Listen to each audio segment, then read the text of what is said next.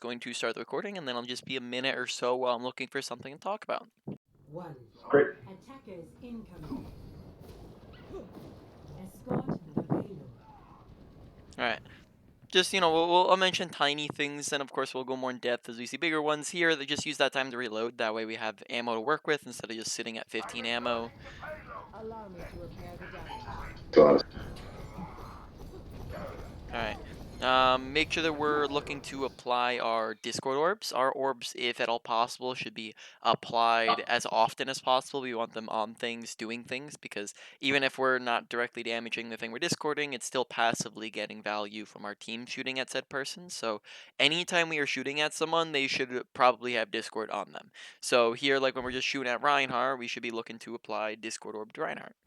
yeah, I noticed that too as we were playing. I was like, oh shit, that's a so. Alright, so now we look to apply it. That's good. The shadow of doubt. This will restore. Overloading. Heal up here. Okay, once again, maybe look to make sure we're applying our healing orb and having that sitting on something. Just want to make sure our orbs are constantly out there doing things. Are we possibly trying to get it on ball? I'm imagining here, because we see ball, we're looking at ball, we apply it, we miss. That one looked like it probably should have hit ball, so I would imagine then that you have not adjusted your orb sensitivity. I'm not touching orb sensitivity Yeah. at all now. So orb sensitivity, in case you're unaware, right? How to find it is you go to options, controls, you go to all heroes, and then you're gonna scroll all the way down to the bottom where you see Zenyatta, right? And then you should see Orb of Harmony and Discord sensitivities. So this is by default at 100%. If you were to have this at 10%, which is the lowest, you would literally have to be staring straight at the person to land an orb on them. You could not be off by at all, right? But if this is at 100%, it's going to be very lenient and not really go to who you're aiming at. So if we, for example, are aiming at ball while pressing our orb, it went to the Moira instead because she was just a little bit closer to us. So moving this more towards the middle is going to allow you to have more accuracy with your orbs. So I would probably recommend going, especially, I mean, you're on console, so you might be a little less accurate. So I probably recommend within the range of like maybe 60 to 80. On orb sensitivities, but definitely lowering it from 100 is going to allow you to be more accurate, whereas here in this instance, let's see if we go back, you could have maybe saw that, but like I'll just rewind it again, where you can see like we're aiming straight at ball here, and then the Moira ends up stealing it. So look how we're aiming at ball, right? But Moira gets it because of a not lowered orb sense. Gotcha. That is great. Yep, and then that also applies on a lot of other characters. Any characters that basically like acquire a target like that. So think Brig Armor Pack, Sombra Hack, Ana Nano Boost. Those are, Echo Copy, right? All of those are affected by the exact same thing. Zarya Bubbles. So that's probably something you want to lower on any characters you play that have that similar feature. Okay, that's really good to know. You are your own worst enemy. Your weakness, the turret is no Make sure that just any time we have a lull in time that we're reloading, so just anytime there's nothing going on, where we're not shooting anybody, we're not doing anything, that we're reloading. That way when we can shoot at people, that we have all of our ammo and we're not at half ammo, which means we can only shoot for half the time before we're forced to reload, which can potentially mean that we miss out on kills because people we get someone down like 1 HP and then we're forced to reload and then they just get away, right? So we want to make sure we're just reloading when we get the chance. Like in that last 3 seconds, we probably could have reloaded. Okay, good to know. An expedient solution. Okay. In general, let's talk about like who we want to orb for healing. So in general, you kind of have like priorities when it comes to orbs of basically who's your default targets of who do you want to leave orb on when you're not using it for any purpose. And typically that's going to be your main tanks, as your main tanks like your Reinhardt, for example, or even your Wrecking Ball, for example, are going to be the ones who are taking the most damage, therefore they will need the greatest amount of healing. You can usually just plop it on them and then not really have to worry about continuously reapplying orbs to people. And like I said, there, a Reinhardt, for example, or a Ball is going to be going in and doing a lot more and taking a lot more damage than a Hanzo would if we're just leaving this on Hanzo.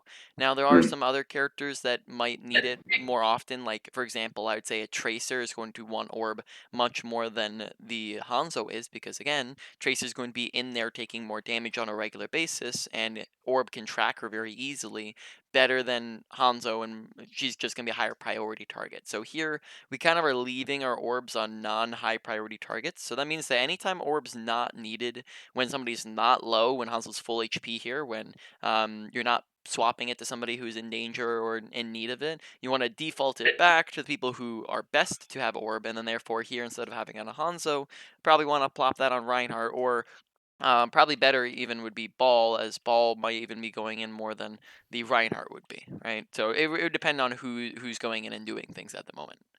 Can I ask you a clarifying question on Yep. that? Mm-hmm. A lot of the time, I leave my orbs, or I try to leave my orbs on my main tanks consciously, especially when I don't have trans yet to try to build it. Mm-hmm. But I find, for instance, we had a game last night where our Ashe on Hanamura was standing in that window. We were on defense, that window on the right side on defense, and just sort of constantly taking damage, whereas our tanks were playing the sides and not right in choke and not taking as much damage. So is that an appropriate sort of thing to do? Like if one of the things I assume rightly or wrongly at this level is that our DPS put themselves in situations they shouldn't be and die quicker than they should, which is one reason why I sometimes leave my orb on them longer than otherwise might be recommended. So you are correct. That would be definitely a situation where you could put Orb on Ashe, particularly because you know that she's going to be taking damage, right? And your tanks are going to be safe. Everything in Overwatch is situationally based. There's just some rules that generally apply to most situations. That would be a situation that would go against the generalized rules, because in that situation, the tanks are not the ones taking the damage, the Ashe is. So if Ashe is the one taking the damage and not the tanks, well then Ashe is who you want Orb on. Whereas if Ashe is sitting in the back and nobody's looking at her, versus your Reinhardt who's sprinting into their team, in a lot more cases, Reinhardt's going to be the one taking the damage. So you are correct in thinking that that would be definitely a situation where you would orb the Ashe, because in that situation, Ashe is in danger, Ashe is taking damage, therefore Ashe is who you want to orb. Gotcha. That makes sense. Thank you. Mm-hmm. Okay, nice kill. Allow me to repair the damage. Okay. I think for the most part we were kind of understanding that a little bit earlier, but when you cannot see people, that is where you want to be charging up right clicks. That is the main purpose behind why you would right click. Left click is going to be, oh sorry, clarifying, because left trigger versus right trigger, because you're on console, my bad, with the terms there. But using your shots versus your hold down charge up shots, right? Your left trigger, right, is going to be much more consistent output of damage, where you're going to be able to damage at a consistent fast pace, whereas your right trigger is going to be damaging people in one big burst, but it's not very consistent because you have that really long charge up period.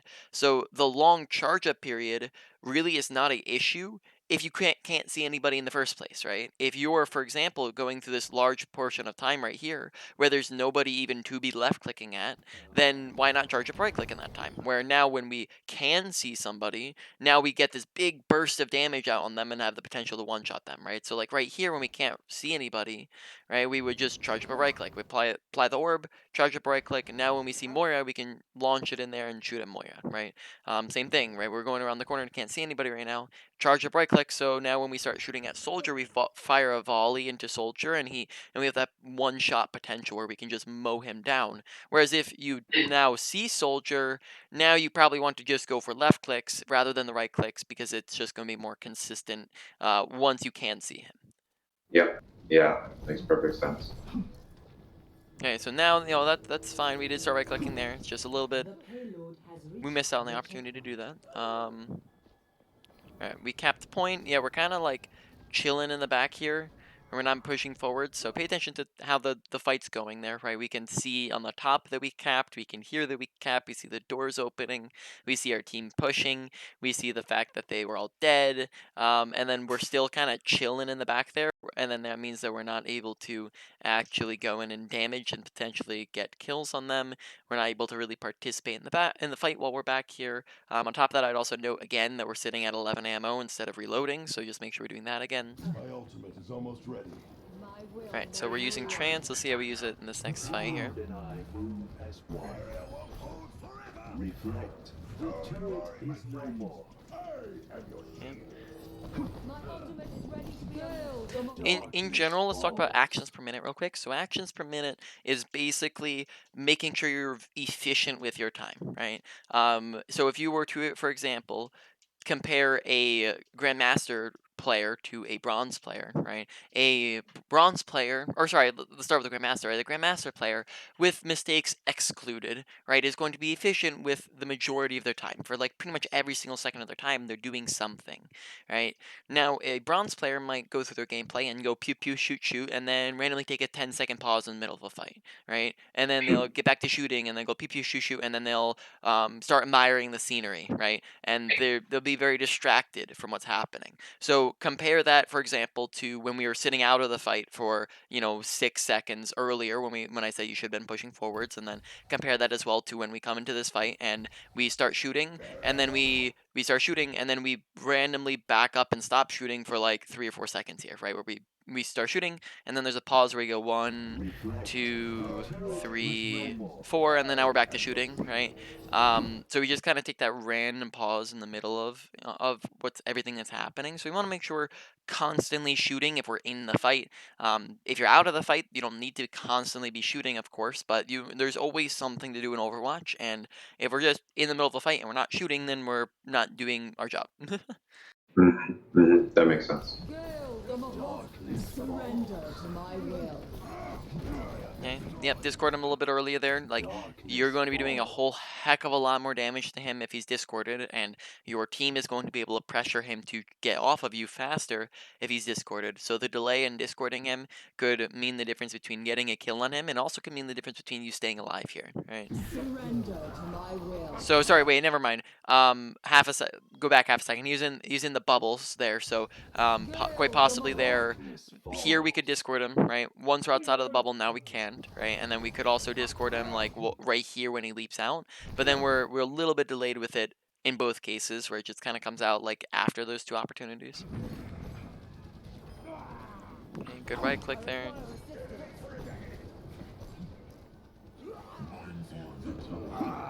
See through the dragon's eyes. You trying to impress The me? turret no longer exists. Be one with the universe. There is disquiet in your soul.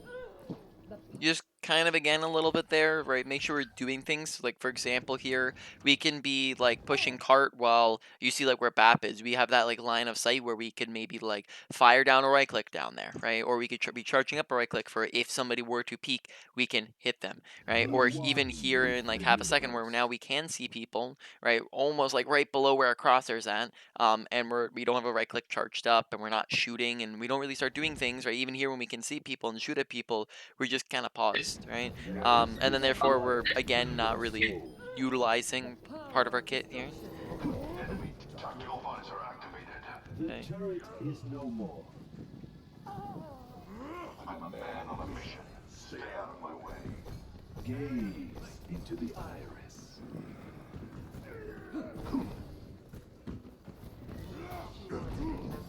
Okay. We're a little focused on the Winston here, who is behind a rock and has 500 HP, versus a Baptiste who's sitting to our left and has 200 HP and is not behind a rock, right? So in general, this gets a little bit into target priority, right? And target priority is just who should I be shooting at, right? For the most part, you don't want to shoot at hard things to kill, and tanks are the hardest things to kill, right? So in general, the first rule to target priority is typically don't shoot at tanks, right? Tanks have 2 to 3 times health of other characters. They have tanking abilities, they have armor, they have shields, and on top of that, even though they're a very important role, right? And they can carry very easily. Their job is to create space, whereas supports and DPS, they output healing and damage, which are statistical outputs, right? So we want to look to kill those other characters. Now, we can shoot at tanks when they're low. We can shoot at them when they're out of position. We can shoot at them if they're the only thing we can shoot at, like when Monkey's diving us, right? Of course, shoot at tanks in those instances, but when we have the opportunity to shoot at somebody else, shoot at somebody else, right? So here, Baptiste would just be a much, much easier target to kill than trying to shoot at the monkey who's you can't even see here.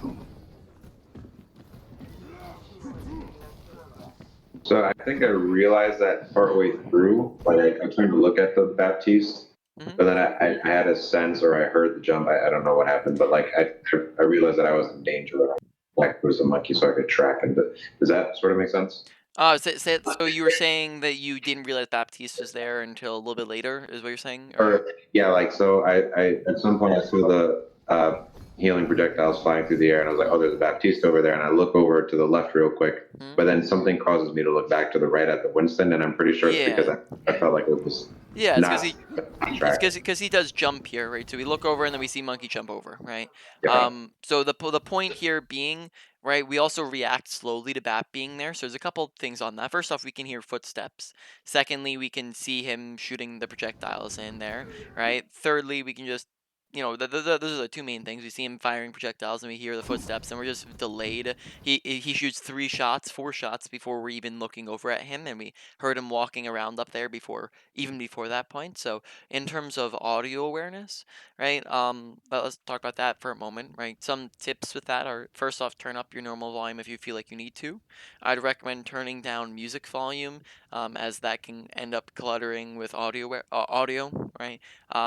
If I'm not sure how like software for headphones works on consoles, so I'm not sure like if you have software installed for like your headsets, for example. But if I would recommend if you don't have surround sound to look into those settings on your headset, or if you don't have that option in game, there's Dolby Atmos for headphones, which allows you to have surround sound that surrounds you, so you can hear your surroundings a bit better. So I'd recommend just checking and make sure you have surround sound as an option. And then finally, right, you could have all of these settings be absolutely trash and still have good audio awareness if you are paying attention to your surrounding.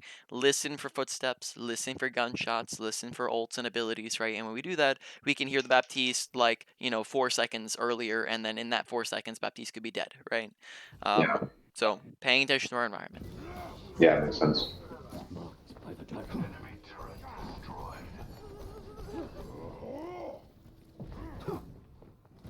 Reloading again. My ultimate ability is charged. The payload has not Right, so we didn't been need to use properly transfer, that's built. good, but they're going to have like Grav Torble in this next fight.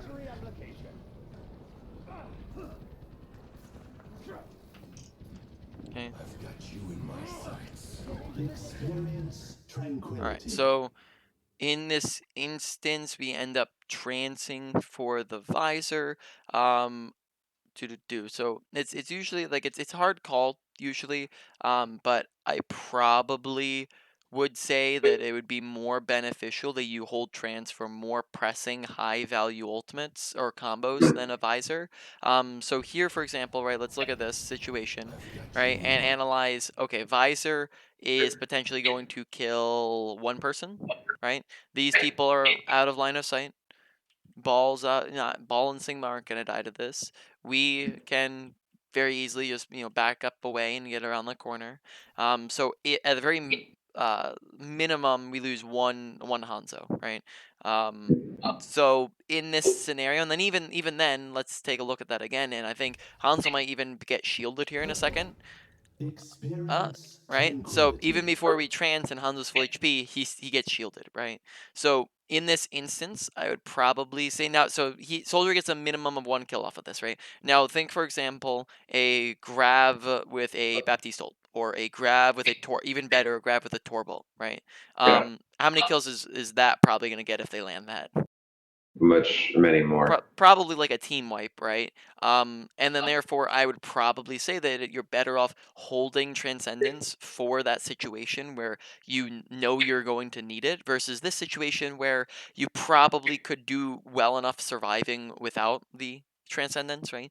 Now, if this is a nano visor and you didn't have other things to like save it for, then go ahead and use it, right? But if you have things to save it for, pay attention to the things that you have to save it for, right? So far this game they haven't used Grav yet, they haven't used Torbolt yet, so we can be of the assumption that they have their ultimates if they have yet to use it after 3 minutes.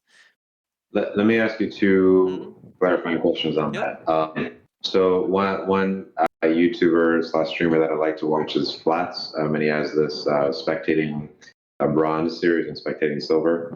And in his observation after doing this series is that Visor tends to be overpowered on console and in lower ranks because nobody can aim in either of those situations, right? So partially what I'm thinking here, this is, I can see in my gameplay is a little bit panicky, but partially I think that Visor gets a lot more value than in other situations. So like, what is your opinion on that? And then what was my second question? I forget my second question. I'll say it if it comes to me. Yeah. So it's comparing the power levels, right? If you think that Visor is going to get a team wipe, right, then use Trance, right? Like if you think that a Visor is going to do enough to get a team wipe, then Trance is obviously needed because it's now at the same power level as the Grav Torbolt.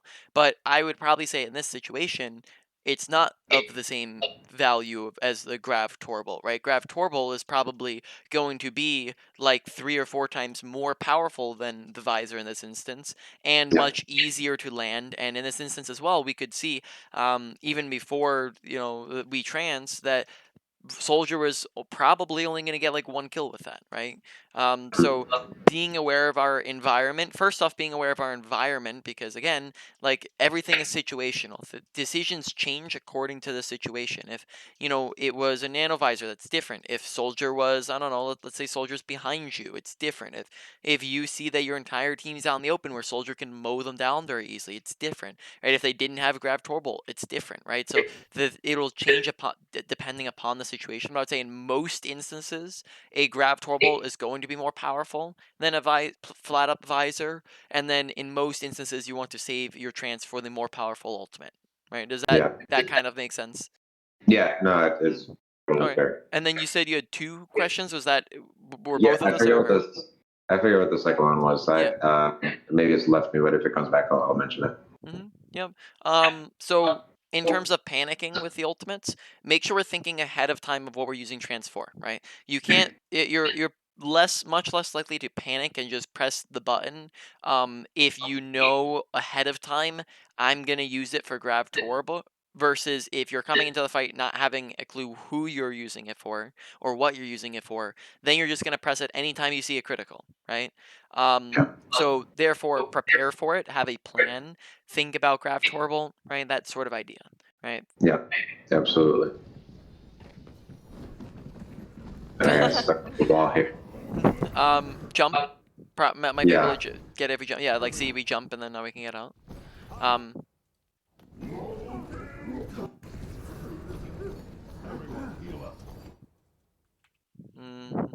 Okay. Probably say we want to turn around and look at the monkey using your backline. Yeah.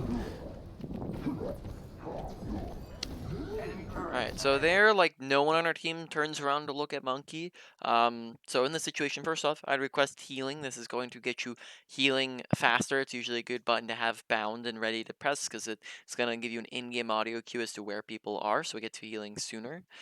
Besides this, I would have maybe turned around a little bit faster to look at Monkey and to possibly orb the Moira if we needed to. And then besides that, yeah. That's unfortunate, we just kind of got booped back into spawn there. Yeah. Do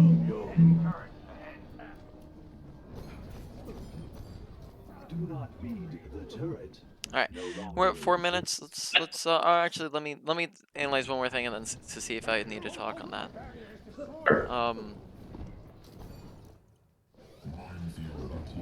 Un momento. Just checking here real quick. All right.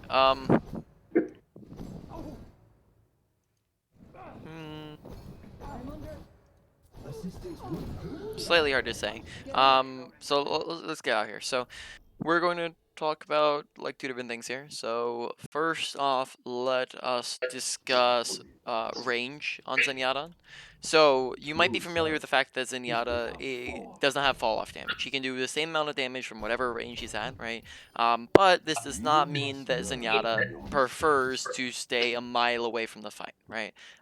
This is in fact, like just something that people have a false impression of is that Zenyatta is a sniper character and he plays therefore at the range of the Widowmaker plays at, which is not going to be accurate. Right. Zenyatta, of course, doesn't want to be up in their face because if he's at this distance, well, there's a whole heck of a lot of characters in the game who do this range better than Zenyatta does. Think Reaper, Junkrat, Mei, Brig, Lucio. I don't know, like half of the characters in the game, or over half of the characters in the game, are better at this range than Zenyatta. Right. So of course we don't want to be here. So we're gonna cap out our range probably at around maybe like 10 to 15 meters as the starting distance is where we prefer to be, right? And then our ending distance, right? We also don't want to go too far because even though Zenyatta does not have fall off damage, right? He has two things that are going to make it harder to do damage at a range. First off, targets become smaller further away you are. This target is much more difficult to shoot at and hit than this target because it's a much bigger target. Therefore, we're going to hit more shots. The other thing is that Zenyatta is a projectile character, and projectiles by its core fundamentals, by default, right, is going to be much more, or by nature is what I was looking for there. By nature, projectiles are much harder to land the further away you are because you have to predict where they're moving. Because by the time, we might be aiming here, but they might have moved to the right by the time the projectile goes over to them, right? So we have to predict ahead of time where they're moving. And the further away they are, the further ahead we have to predict. And then that makes it very, very difficult to land shots even at a distance, no matter what level of play you're at. So therefore, Zenyatta doesn't prefer to be a mile away. And in our gameplay so far, I've seen us playing a mile away for the majority of our gameplay.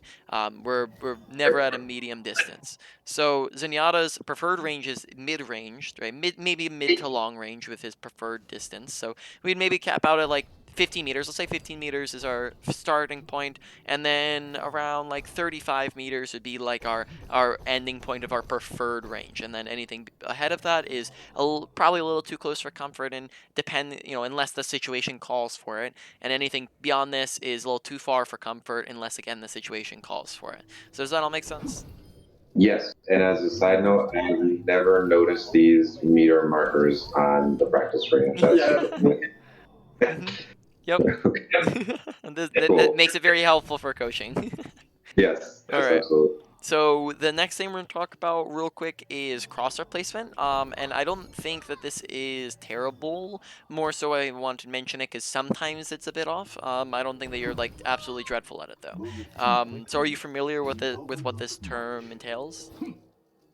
Crosshair placement, other than like the literal Hmm? meaning of it, like where you put your crosshairs. Yeah, so let's talk about what that is, right? So crosshair placement is essentially placing our crosshair in the best place possible to hit the easiest shots, right?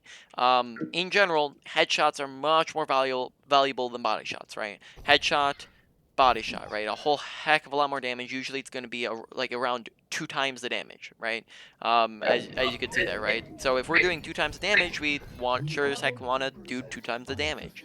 So when we walk around, the first major step to good crosshair placement is to make sure that we're aiming head level, right? Within our gameplay, sometimes we're walking around aiming here, and then even other times we're walking around aiming up here, right? And when we do this, well, now we have to adjust to headshots, and headshots just become harder to hit, right? That means that if we're shooting down a corridor, spamming into shields, right, just shooting into people, and by default, our shots are just by default hitting bodies. Whereas if we are to adjust up to a head level, now we're doing the exact same stuff. We're shooting down a corridor, shooting into shields, and now by default, our shots are now hitting head level, right? And therefore, we're doing a whole heck of a lot more damage, right?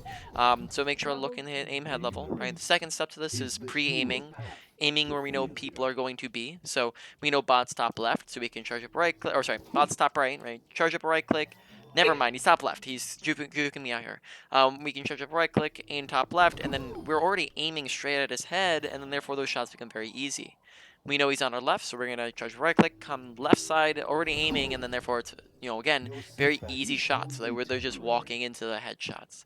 Here on these guys are on a little bit of a slope. So the same way we look down on a Torb and up on a tank, we're going to look down on these guys, right? So when we turn this corner again, we're just like already looking straight at heads, right? Because we're already aiming there, right? So this just makes, this is just the fundamentals of how aiming works, and it makes aiming easier because we just already have our crosshairs we want to be aiming, okay?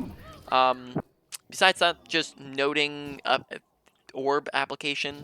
You can apply orbs as you're shooting. A lot of times it seems like we pause to apply orbs, or we kind of are delayed in our application of orbs, but you should be applying a orb at like the moment you start shooting. So when we start left clicking something, it should be, we can orb like while we're in the middle of shooting here, right?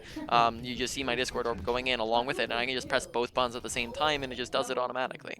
Now, right-clicking is a little bit different. I cannot orb until after the right-click is fully launched, but if we're at a distance, especially, I can just press the button afterwards, and then it'll apply the orb if you saw that they're kind of halfway through the orbs hitting them. So you still want to apply orb even after a right-click if possible, and then if possible, even before a right-click, we can apply orb and then right-click, right?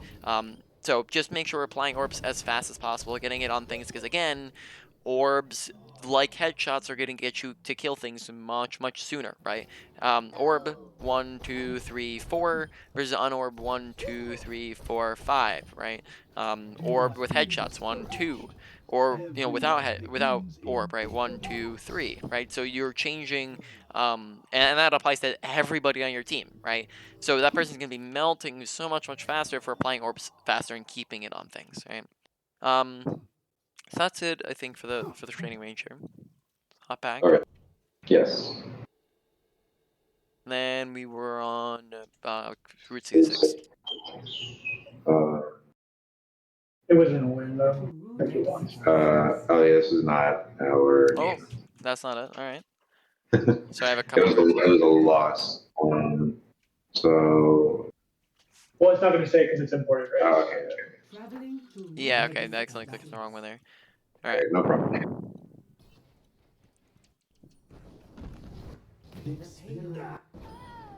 Огонь по готовности. So here, for example, look at crosshair placement, how we're looking pretty low on these guys, right? And then therefore these just hit body shots. And then I think as we were coming in here, we're looking a little bit up above these guys, like here, right? Look how we're looking up above them, right? And then therefore we have to adjust lower to actually hit them. Yes, I remember my second question now. Yep. So I pop trans at the first choke here for point 3, and I've already built trans again. And so my question was related to like how fast I was assuming I was going to build trans. I hadn't needed it until that point, but I remember thinking like my folks are taking a lot of damage, so it's like it's going to be an option for me to have it relatively soon-ish. Yeah. So you're thinking like, I'm just gonna charge it back up anyways, but they had Grav and Torbolt last fight, right? So if they need it, and they also had it at the beginning of this fight, right? Now I'd probably say this is for an example of just because a mistake isn't punished doesn't mean it's not a mistake. Just because we got away with charging an entire ultimate before they used their ults doesn't mean that at a higher rank they're not going to use their ults sooner, right? At a higher rank, they would be thinking, oh snap, they have Transcendence coming up, they don't have it yet, I'm gonna grab now, right? Whereas they wait to basically a fight and a half before using their combo, and then therefore that allows you to get it back. So at any point in the last fight, like let's say in the last fight we were winning that fight, they could have grabbed Torbolted and then won the fight, but they didn't need it because they won without it, right? And then in this fight they could have grabbed earlier before you got your ultimate, and then therefore again won the fight even before you got to use trance. And in both of those instances, trance would have been wasted because we wouldn't have trance in time. Now in this situation they don't, and then therefore since they don't punish you for your mistake, it ends up not necessarily, the mistake goes unnoticed, it goes unpunished, and then therefore it's not necessarily a mistake in this instance, but it would be a mistake in other instances, right? And if you're trying to climb an SR, you're trying to get up to that next rank, if you're in that next rank, people will start to punish you for that same mistake, right? So does that kind of make sense in terms of answering that question? Yes, it does. All right. Огонь по готовности. And then talking about crosshair placement while we're watching me spam here, what's your recommendation for aim assist settings on console? Because mine, I think I think it's still set to the default. And one of the things I find is that I'll put my crosshairs in a particular place a lot of the time, expecting a person to come through, and then something will happen, like a ball comes swinging by, and then as I'm about to let loose the right click, the aim assist drags my crosshair out of the place that I had specifically put it. So right now there's a lot of movement in a tiny space, and even if I'm not touching the right stick at all, I am. But even if I weren't touching the right stick, it'd be moving my crosshairs around outside of what you were Yeah. talking about. Does it adjust it like up or down? So like for example, like if you were aiming at like head level, would it just like pull it down to body level? Yeah, yeah, like so, like this Baptiste, I think is the one jumping in the background. Like, if the Baptiste had been standing right next to or in front of the Zarya, and I was thinking I'm aiming at the Zarya, yeah, like it would have dragged it up a little bit. Yeah, so honestly, it is. This is territory where I'm getting on like kind of a little bit out of my depth, where like I don't have the knowledge to say that. I would probably like look that up and see other people's opinions on it. Though that does Yeah. sound as though it could potentially be an issue having it like up higher, and then maybe if you had it lower, you would still get some of. Oh, excuse me. You would still get some of the benefits while negating some of like the random dragging around, kind of similarly to how the orbs would work.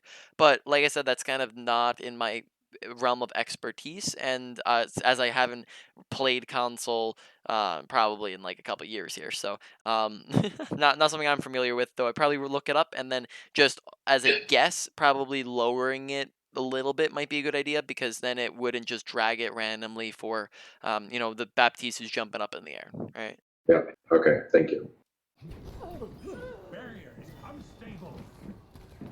You are your own worst enemy. I feel the warmth of the iris. Oh, kind of a little bit close there, but good Yeah. trends. Thank you. Make sure that we're ending our trances into safety. This is just a little too close right now. Like here, I would imagine, like if this at the very least is a higher rank, we're dead here, right? Because we're ending trance in a territory, in a place where we have no cover at all. We're ending it too far forwards, right? As we discussed, this is within the realm of not our preferred distancing, right? And we're much too far ahead of our whole team. So we're ending trance where Monkey can dive us, Sombra can melt us, Moira can shoot at us, Reinhardt can turn around and swing at us, right? And then we just end up dying. And if we were to get out, I would say that's just because, again, they didn't punish us. So this is definitely a mistake. And with the last second or two of your trance, you should always look to get to safety. Now, sometimes, again, it's situational. Sometimes you can get aggressive with it. Like, let's say that we were very heavily winning this fight and we wanted to use trance to get aggressive. But that would be, for example, like if we were down both of our, or like if they were down both of those tanks and it was just like Sombra and Moira, then I would say it would be a little bit more acceptable. But in this situation, I wouldn't say this is an instance where that is acceptable, right? This definitely situationally and in generally, you want to get to safety with it. Let me ask you, in this situation, where is safe? Because that's one thing that's not super clear to me. Because I did have in my head, there's probably Torbolt backwards, right? So like I don't know if it's still up. I don't want to land in it again. And then with a controller, right, it's harder to swing around and see real quick what's behind you. So like I also play PC. I actually prefer PC, but like on console, I know that I can't take half a second to see what's behind you, because it actually takes a second and a half, to make the full 360 rotation. Yeah, so you can see Torvald, like for example, like with your Zenyatta ult, right? You don't necessarily need, you have 6 seconds during that thing, right? And you don't necessarily need to be staring in any particular place during it until the very end, where at the very end you want to be, lining up shots again, right? For example, like we can, but like during our trance we can like look around, even if it's slow, we can look around. You also notice how when we're in trance we have very large visibility of everything, right? It puts our visibility out of our body so we can even see more, right? And then besides that, we can like look down to see where it is. We can, even if it's slow in a transcendence, we can look around for it. So definitely I wouldn't say that that's a problem at all in knowing where it's at. so because we definitely had visibility on it, right? Just because it puts our perspective out. And then that saves the main point there is like I would look because you have the time, and it also should have been pretty visible, right? Even without looking behind you. So should I, in that case, prioritize making sure that I'm safe instead of what I typically look around for when I'm transcending is like making sure I'm getting as many teammates as I can. During the last second or two, right? Not during the Yeah. entirety of the trance. Do you want to make sure you're safe, right? You definitely want to look around and see what is my team up to, so you can save your team. But during the last 2 seconds, you might use the chance to get it to escape. Now let's talk real quick before I'll demonstrate that in a moment here. But let's talk real quick. What is safety, right? Um, General positioning. If we are standing right here and the enemy team is standing over there, right, and they're all looking at us and shooting at us, it takes us 1, 2, 3 seconds to get behind cover. Now from here, you cannot shoot through solid objects, so we're safe, right? But in that time, they mowed us down because obviously we're out in the open too long, right? Now from here, we can do mostly the same exact stuff, except for now it takes us half a second to duck behind cover, which is 6 times faster than what it just took us previously, which means now we can actually stay alive through damage when people are shooting at us. And there's cover all over the place. We have slopes, we have pillars right in between shots when we're reloading, when we're charging up a right click, when we're taking damage, right? Pillars, or that's pillar, right? The corners, right? We have random objects that are sitting around, like the payload you can use. Pillar, corner, doorway, corner, it's all over the place, right? On top of this, high ground's all act as natural cover as well, right? Up on a high ground, they can see us, now they can't. They can see us, now they can't. And on top of this, high ground, a lot of characters can't get to you. Like 2/3 of the characters in the game have to use the stairs to get to high ground, and then the other third, most of them need to use abilities, which drains their abilities, right? And that gives you an extra layer of survivability. And then finally, high ground gives you a ton of visibility. We can see over here, and over here, and over there, over here, and over there, right? But when on a low ground, now we can't see over there, or any of the high ground, right? So high ground's great, use cover. So when we're trancing, right, we might, the fight might be happening around here, and our teammates are all spread around, so we're going to trance, and we're going to move around to them, right? We're going to go help out, but then with the last 2 seconds, we can move over to cover at the very last second, right? Yeah. Noting as well, I would usually jump at the end of a trance because you can get some, like, you can kind of keep the momentum from the jump at the very end, right? And then that is about it with that. Okay, that makes sense. Thank you. Mm-hmm. So Traveling to Route Ready for 66. battle.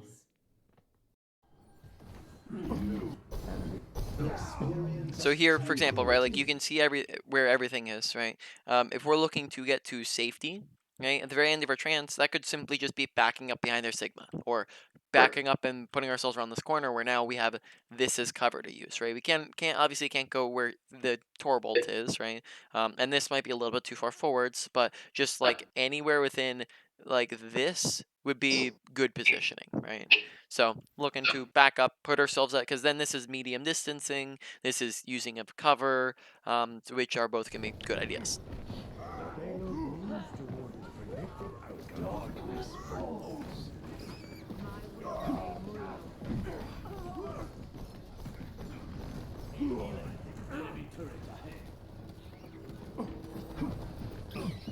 Oh, so in that situation, cancel your right click. You can cancel your right click by meleeing. And then I'm pretty sure that's the main way that I think that's the only way that you actually can cancel your right click. But or you can let it go as another option, right? Instead of holding it down. But here in this situation, right, we apply Orb to Sigma, who of course is low and needs it. Who is in more danger right now, Sigma or Wrecking Ball? Wrecking ball for Right. sure. So therefore, Wrecking Ball would probably benefit more from having an orb on him and possibly allow him to stay alive here. Whereas instead of orbing him here, even though we see he's low and in danger, we continue to charge up a right click and then therefore just let him die, right? So looking to just apply orb sooner. Pay attention to this health bar. Okay, charging up right clicks when we can actively see the person is just gonna be not the way to go, right? Because then we're only shooting out like one orb there in 2 times the amount of time it would take us to fire, or sorry, we're firing one orb in the time it would have taken us to fire 2 to 3 with a left click, right? Very nice.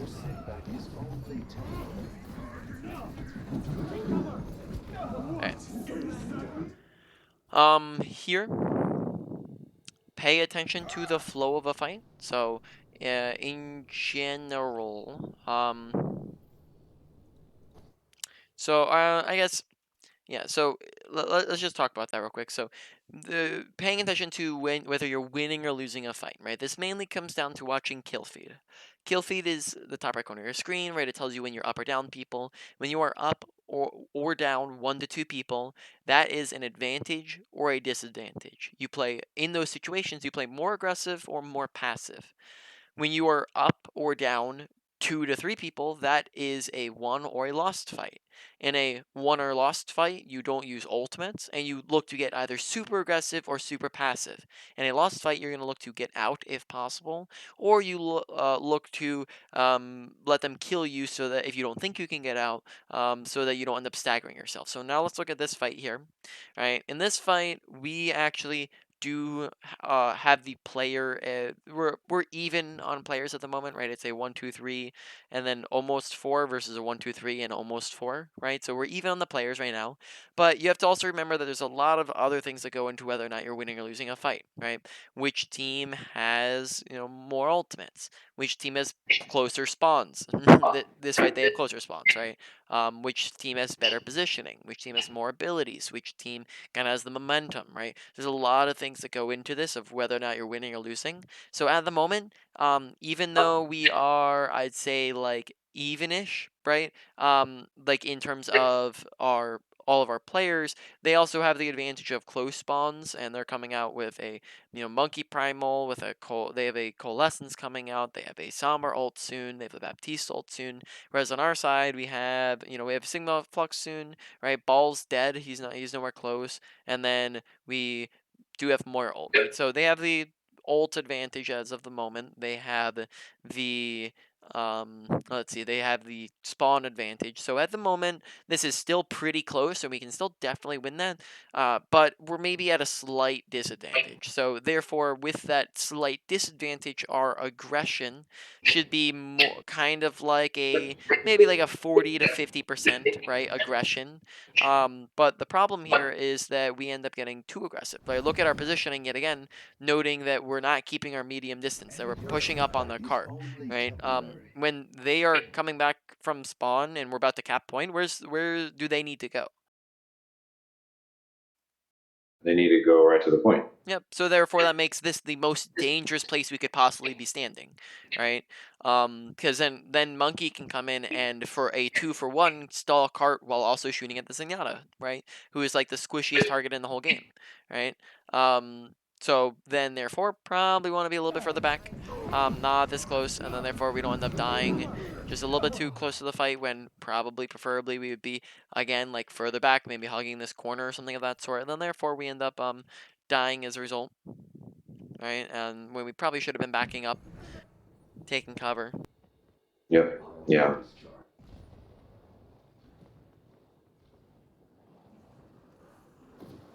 I am under attack. For my Hanzo here.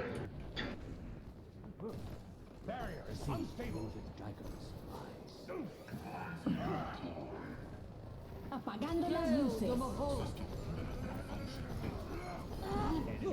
life of moderation is Barrier won't hold together. Barrier no longer exists. You are your own worst enemy. Rolled. Yeah. Alright. So right now, take a look at their team comp, right? They're a Monkey and Sombra, and I haven't seen Sombra on us too much, but we've been contested by Monkey a decent bit, right? Mhm. Monkey's been on top of us a decent bit. So team composition dictates our playstyle. When we are on different team comps and when they are on different team compositions, we always play differently. Up against flankers and divey characters, we're going to play differently than if we're not, right? So in this situation, because we have a monkey who's been on us like 3 or 4 times this game, right? Now our playstyle should probably be changing so that, for example, the biggest thing would be position yourself within your team. Don't isolate yourself. Whereas look at our current position, even though this probably would be completely fine if you were up against any other composition, because they have a monkey who's contesting you, right now we're isolated. We're on our own. Therefore, when monkey dives in, we cannot get team support, and we cannot support our team if they were to get dove, right? So here monkey dives us, and we end up...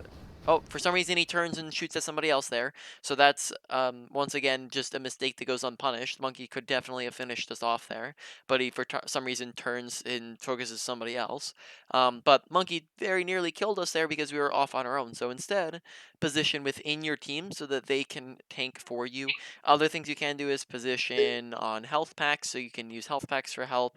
And you can also, as well, position like further back or like in places where they don't really know where you're at. Things like that, right? That way it's hard for them to dive us.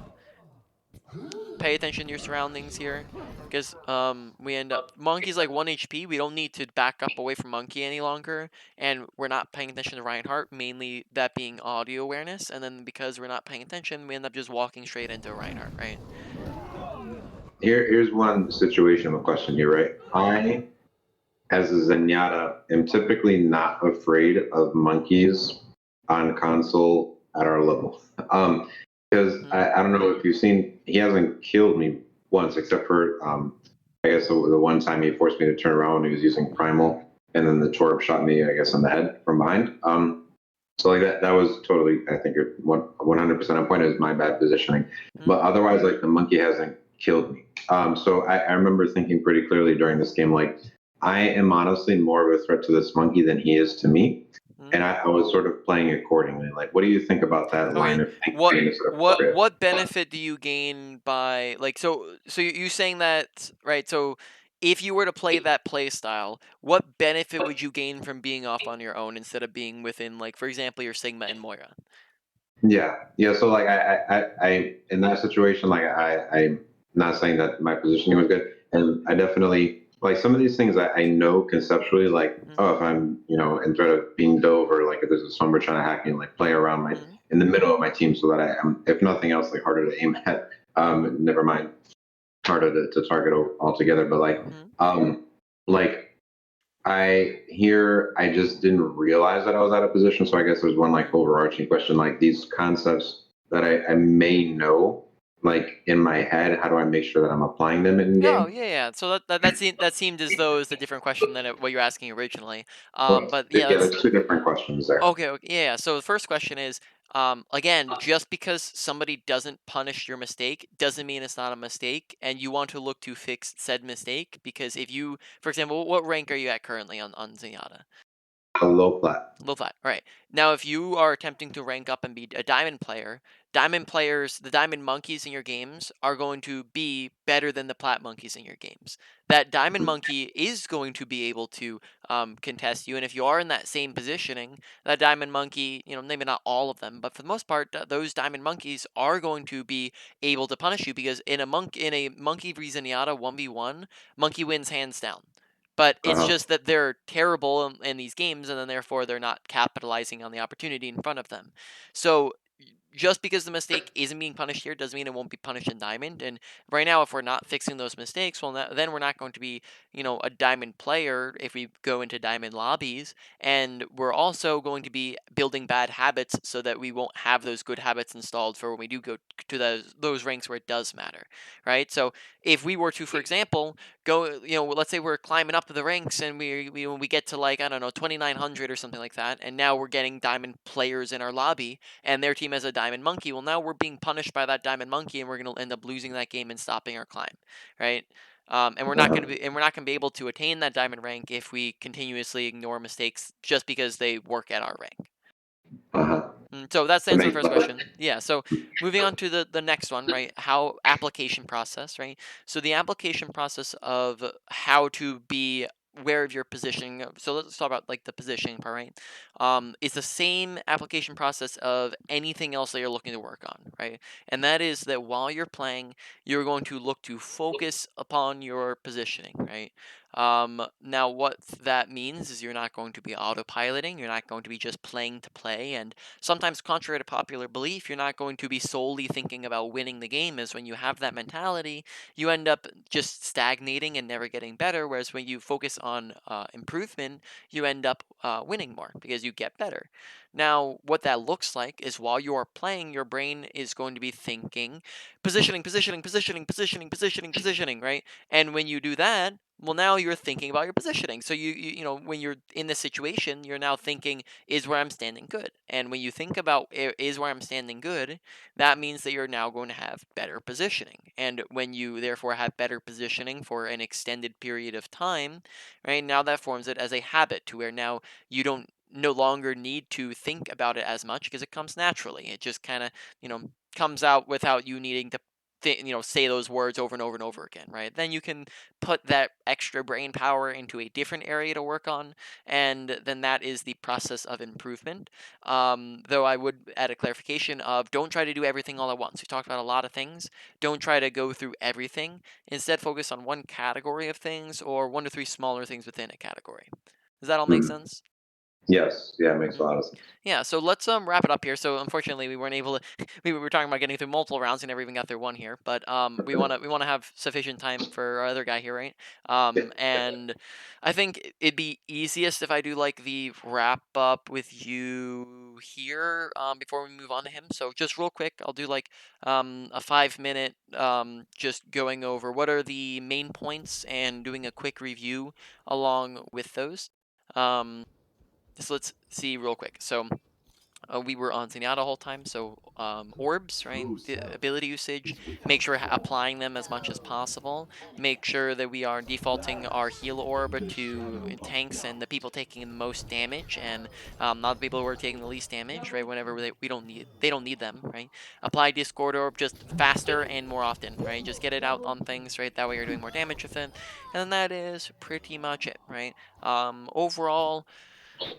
Probably an important thing that you do that you get them out doing more things. I'll probably say difficulty level of doing it is a little bit lower, but I'd probably say they just it's very important that you do them. So I'd probably say that just overall goes to a medium priority for you to work on for the orbs. Then ultimate usage, making sure that we are paying attention to what do we need to transfer, Double kill. looking to move towards safety when we are done our transcendence or at the very last second of it, making sure that we are trancing for the things. Let's see, trancing for when it's really needed and paying attention to the situation, right? Maybe needing it for a gravitor bolt more than we need it for um, I see a a pattern a developing. visor, right? But then again, it's just paying attention to the situation and coming up with that Double plan ahead of kill. time. And then that is pretty much it with trance. Probably say it comes Everyone begins with a the ability usage, but still kind of like a medium priority. Um, Moving on, mechanics, right? Make sure that we're aiming at head level, keeping good crosshair placement, aim where you know people are going to Double be. kill. Target priority, make sure we're not shooting at the hardest things to kill, like The tanks, when we first could be shooting at the is other the things, right? hero. Double kill. Unless the situation calls for it to shoot at the tanks. Besides that, actions per minute, make sure we're not taking random breaks and pauses, but we're trying to be efficient with every single There second is of our time, chaos. Double kill. constantly shooting at things. Triple Make kill. sure that we are reloading when there's nothing else to do, right? That when we're not just kind of chilling there doing nothing, though we're reloading. When you cannot see people, right click, so when we can see them, we can burst them down. When you can see them, left You click for more must consistent Double learn from kill. damage. your mistakes. Um, and I think that is about it with the mechanics. Overall, that definitely sounded like a whole heck of a lot more stuff than the other two, so I'd probably say that Double goes up to like kill. a medium high priority. Um, Moving on to your positioning. Positioning, making sure that we're using cover. Good positioning is usage of cover. Bad positioning is absence of The cover. shadow Make sure of that you're taking doubt. high grounds. Make sure that we are not positioning too close or too far, right? Your Zenyatta distancing is going to be around 15 meters to 35 meters, and that's going to change based off of what character you're playing, right? Um, And then I think that's pretty much it. Oh, position with your team when they're on a dive, right? Team comp dictates play style. Overall positioning probably goes to like a medium high as well. Then awareness is the last category here. Pay attention to your environment, request healing when you're low. Pay attention to your audio awareness, listen for your surroundings, because there were a couple times where people snuck up on us. Pay attention with your visual awareness, right? Like where's the Tor bolt at, right? When we're talking about that thing, right? Looking around us, paying attention to our surroundings. When when you win the fight, push forwards to, go do things, right? Pay attention to where is my team at, where is the enemy team at. Pay attention to the situation, so is this a situation where I need to transfer the visor, right? Paying attention to who's won or lost the fight, right? Are we winning or losing? That one's just 1 to 2 is an advantage or disadvantage. 2 to 3 is a won or lost fight. Aggressive in winning, passive in losing. In won or lost, no ults, and then a lost fight, like to get out or let them kill you, right? And then overall that one, probably like in between, maybe a medium to a medium high. And then let's just put that all in order real quick. Probably number 1, I would probably say goes to your probably your mechanics. Then number 2 goes to positioning. Number 3 goes to your awareness. 4 goes to your ultimate usage, and 5 goes to your ability usage. Do you got any questions on anything we've talked about? Or just anything No, else in general? I should have been writing that down, but you're recording this and you're going to put it on your YouTube after, Yeah. right? Yep. Okay, that's great because that is all very useful. Thank you. Yeah, no problem, man. So let's hop into the other one. All right. Or it's the same game, but from Walter's perspective. Yeah, why don't we do the second round on defense? I tend to struggle. Yeah. I tend to struggle more on defense, and also I flex tank, so I think I also did Zarya, which is the character I probably want to get best at. Okay. So do you want to skip ahead to where you're on Zarya? Is that where you want to go to? Yeah, why don't we do that? Right. Did you play Zarya? No, I played hard. Damn it. Okay. Maybe I'll get a Zarya code. I have my face to do with me. Right this second. Well, if you'd like to go over Zarya gameplay, do you possibly have maybe a code to go over with Zarya? I'm just Yeah. Let me get a code real quick. Yeah. For some reason, I thought I was playing Zarya here. This is the one where I lost to Bastion. Do you want to review, think about how we play against Bastions? I want to do Zarya more so. Yeah. For some reason, I thought I was Zarya. My bad. Just give me no problem. quick second.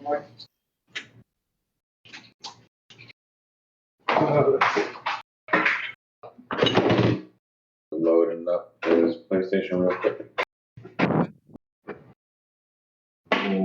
Doing an old school LAN party style.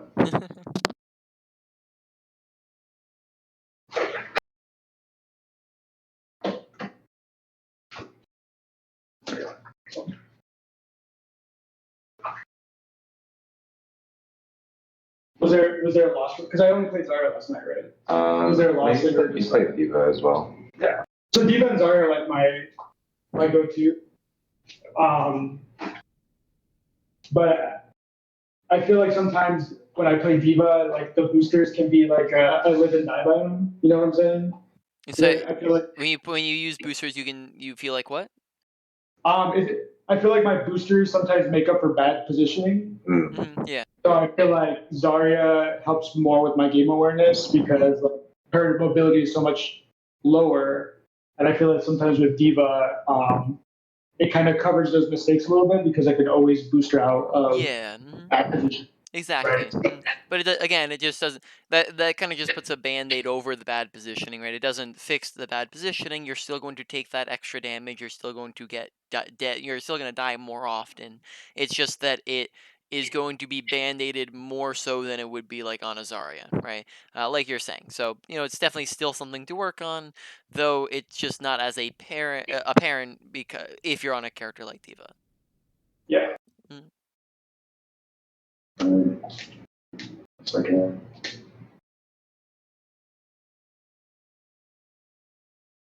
Overwatch is loading up here.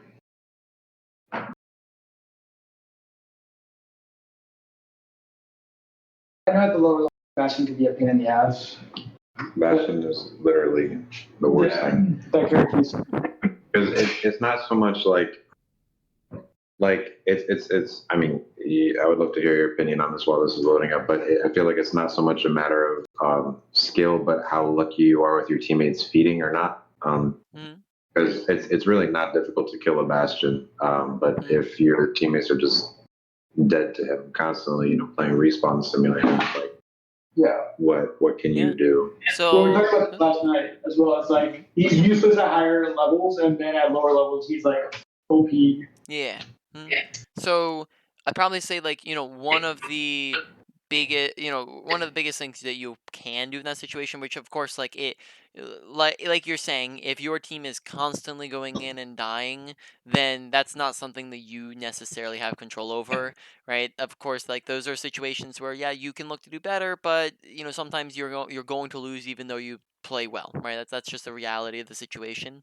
So in those situations, communication can be helpful of saying like telling them, hey guys, group up, we're staggering, look to, the fight's over, get out, right? That sort of idea can help to help people group up and go in as a team instead of staggering in one by one by one.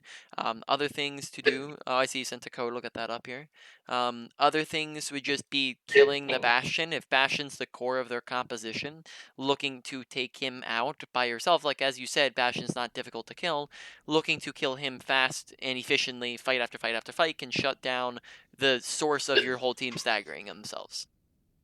Yeah, that makes a lot of sense. So, like, I don't know, if you're playing, I don't know what other characters you play, but if you're playing like Zenyatta, looking to flank behind and just right-click him in his head, right? With a Discord orb, right? Apply Discord, put a right-click into his head, right? That sort of idea. If you're on, I don't even know if, I guess D.Va and Zarya become a little bit more difficult for that, but Zarya, you just get high energy and look to get within range so you can mow him down, that sort of idea. Let's see, we are here, right? I would test it. So he starts off as D.Va, then he makes the switch to Zarya kind of early on. So you're fine to start off on D.Va then, right? Or Yeah. Usually if there's like a May, right? I just switch to Zarya. Like my thought is what's going to give my team the most utility, and especially so I don't know that they have a May, but I think they have. I just see the May. I'm just like, all right, I'm switching. Yeah. I have located the enemy.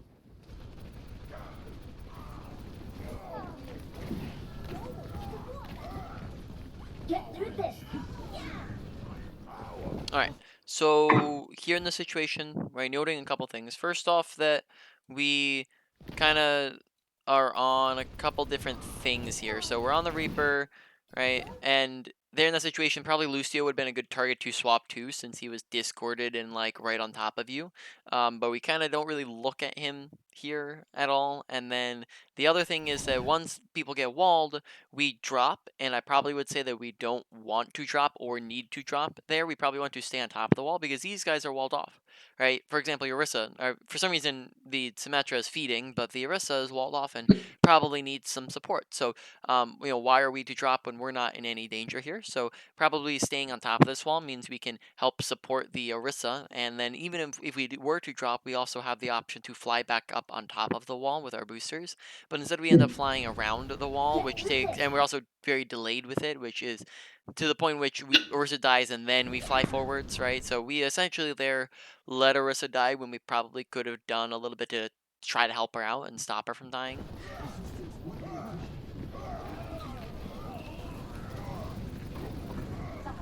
Time to raise my APM.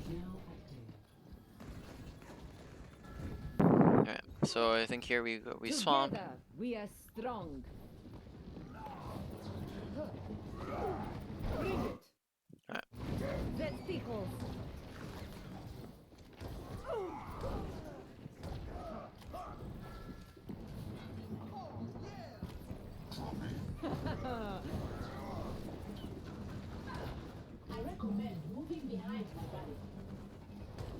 Reaper just being on the left side. Don't use your shooting if there's nothing to shoot at. Like here we just kind of hold it down on nothing, and then that's just wasting ammo when you could have just used that time to reload. Or so don't shoot when there's nothing to shoot at. All right. So Barriers on you. Barrier activated. all right.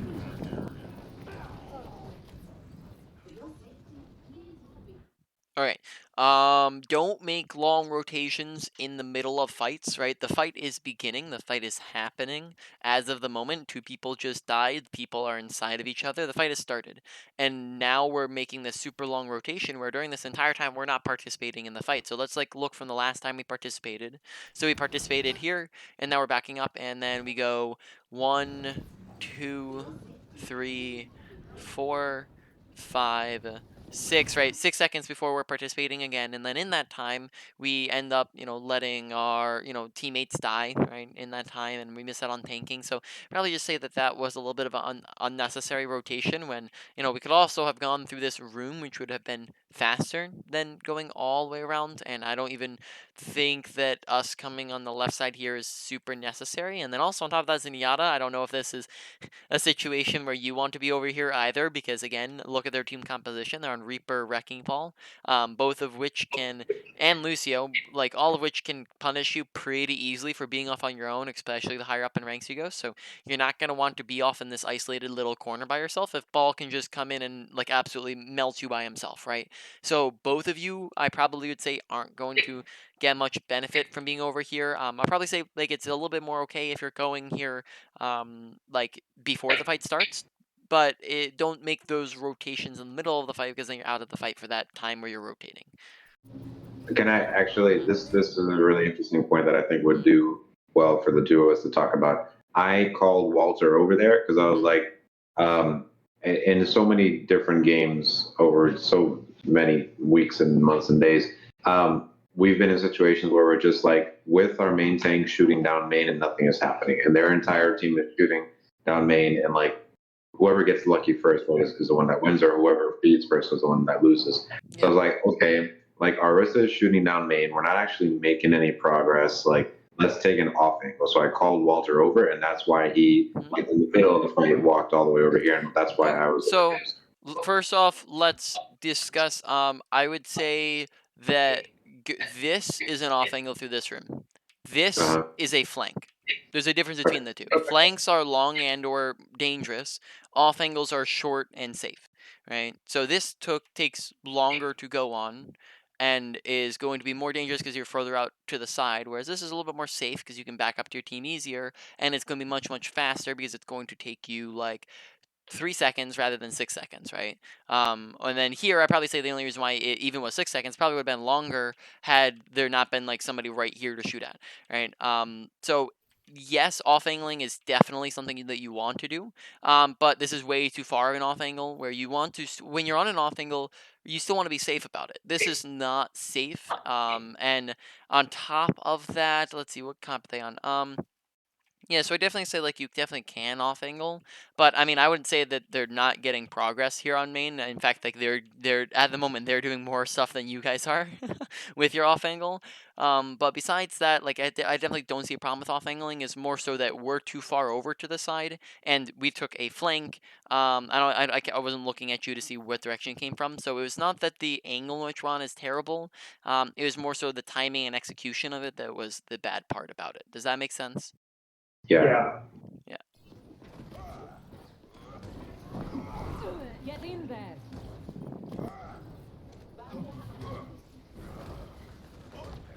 Okay, make sure we're closing the gap. We're constantly sitting too far away here, and we're just kind of chilling. So here at the moment, we're falling into a little bit of the trap they were finding, in our last talking about our Zenyatta gameplay, right, where he was had some points he was lacking in doing things actions per minute, and then on top of that he was playing too far away from his range. Zarya has an even closer preference range than the Zenyatta does. Zarya's preference range is 15 meters because that's the distance in which your left click is, right? She cannot left click outside of 15 meters, and she wants to left click because that's her most consistent form of damage, right? That would be like if Zenyatta was unable to left click from, unless he was 15 meters away, right? If that's his most consistent form of damage, then that becomes his preferred range, right? Or he would just move over to right clicking. But with Zarya, your preferred range is going to be 15 meters, and then you can do a little bit further, but you don't want to be a mile away from people. That's how Zarya just ends up not doing anything at all. So here we're kind of just sitting at this distance, and we're not really doing anything from this distance. So make sure we're doing things, right? So here we just definitely want to be closing the distance, right? Pushing Mei sooner, right? Looking to walk the point, looking to, walk somewhere instead of just trying to kind of chilling in the back, right? Is the big point here. So get closer. Don't just sit around doing nothing. Because we hear Mei, but then we hesitate from even pushing her there. So far this game, I'd say that our bubbles, we definitely seem to be getting some pretty decent bubbles in terms of quality. I think we are decent at understanding when people are taking damage, besides that, like, last bubble we just used, Symmetra, like, wasn't being shot at or anything, but we understand the basic premise of you bubble when people are taking damage, right? When people are being shot at, when people are looking at them, and we don't bubble when they're not. But the issue is that we're using them very infrequently. When it comes to Zarya, you're looking for both quality and quantity with your bubbles, not one or the other. If you go for pure quality and you only go for situations where bubble is excellent, right, then that means that you're just going to slowly decay. And even if we were 60% at one point, we're never going to get higher than, we could never get higher than 80 because it would always just decay below that, right? And like, as you see here, it just constantly is just decaying down, and we're not using it frequently enough to get it up. And if we only go for quantity, then that means that we're just never going to get energy or tanking in the first place because it's not going to do anything. So when we go for bubbles, we want to look for both quantity and quality, to where we're using our bubbles basically off of cooldown every time you get it up, except for we're looking for good bubbles. We want to look for situations where it's going to do something, or we want to force situations where it's going to do something. So for example, with our own personal bubble, we can get more aggressive and make people look at us by, like, shooting at them and walking at them and being more aggressive to where they want to look at us, right? Standing still so that it makes it easier for them to shoot at us,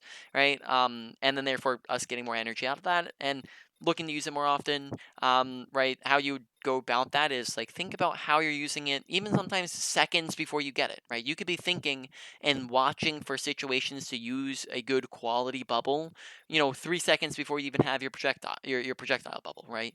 You can be keeping your eye out on your teammates and going, who needs it, and then be pressing the button to fire it out there the moment you get it, right?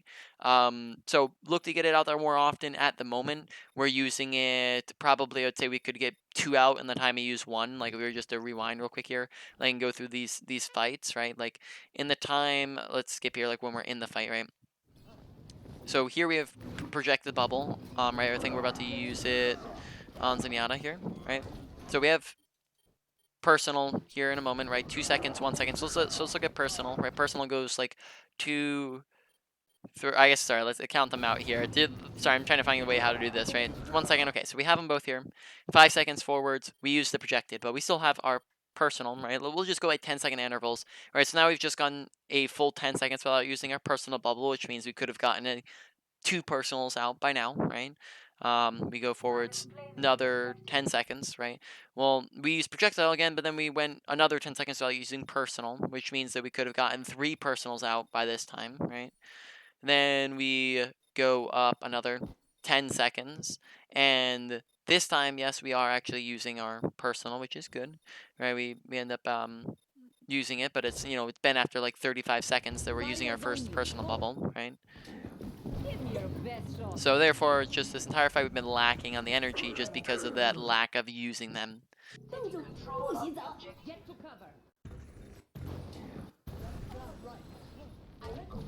Barriers on you. Go. Give me your best shot. Don't run away from that duel with the Mei. Who's winning this fight? We are. We are very heavily, right? It's a 1, 2, 3, 4, 5, 6 versus a 1, 2, and almost dead, Reaper. So we are very heavily winning this fight. Therefore, our aggression should be higher, right? We're going to have team support if we are to push the Mei. First off, I'd be looking at the Reaper here. Make sure we're paying attention to our environment. I don't know. Do we look at Reaper here? Doesn't seem like we notice him, right? So audio awareness. But then also we should be getting aggressive and pushing the Mei because Mei is isolated by herself. You have team support. She doesn't. You have 60 energy, which is pretty high. You have cover you can use to get out of her line of sight.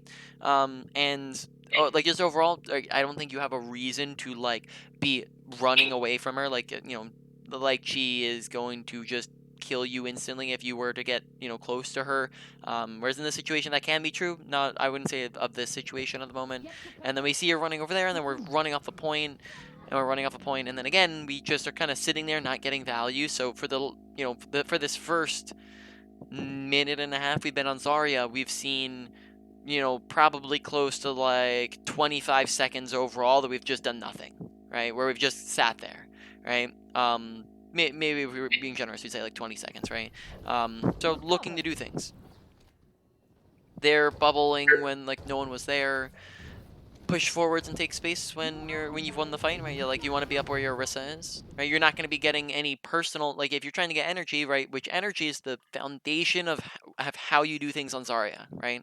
If you do not have energy, right? If you don't have that, then you're not going to be able to do damage. When you don't do damage, when you do damage, right? Let's go this route. When you do damage, you get ultimates. When you get ultimates, you get kills. When you do damage in general, you get kills. When you get kills, you win fights. When you win fights, you win games, right? So overall, getting good quality bubbles, which as well give you your tanking value on Zarya, getting good quality bubbles is your foundation for actually being able to do things on Zarya. And when we're low energy, we cannot inherently do things on Zarya. We're just not going to be able to do anything, right? And so far we haven't really been getting good bubbles. And here, for example, with our personal bubble, look to push up to where Symmetra is at, right? Here, if we push up to where Symmetra is at, well, now everybody on their team, we can just bait them into shooting at us, and then boom, we've just gotten our energy up, and then we can back up, play a little bit more passive once we've gotten aggressive, and then we can look to bubble somebody else, right? But look to go forward to do things, right? We also can't be damaging from here. We're not able to get ult charge. Look at look at the tops of the screen real quick, right? Ult, already used ult in 40%, so our Symmetra has gotten an ult and another 40%, which means that they are 80%, or sorry, 76% more ult charge than we have at the moment. Ult, already ulted, or sorry, just swapped, I think, right? Ult, almost ult, right? We are the lowest out of 12 people, which means that we did the least amount in that last fight out of an entire lobby of people, right? So we want to make sure we're doing things, both being closer to people, but then also actively shooting and doing more things. You should, the same thing I was telling him on Zenyatta is, unless you're playing a character who like an Ana who doesn't shoot at people, right? If you're playing a character who damages people, you should constantly be shooting throughout the entire game if you can see people and do damage. Now, of course, don't do that if you're trying to hide or something, but you should constantly be outputting damage if possible. One moment, I'm going to close my door for half a second. Yeah. Sure. Okay, I'm back.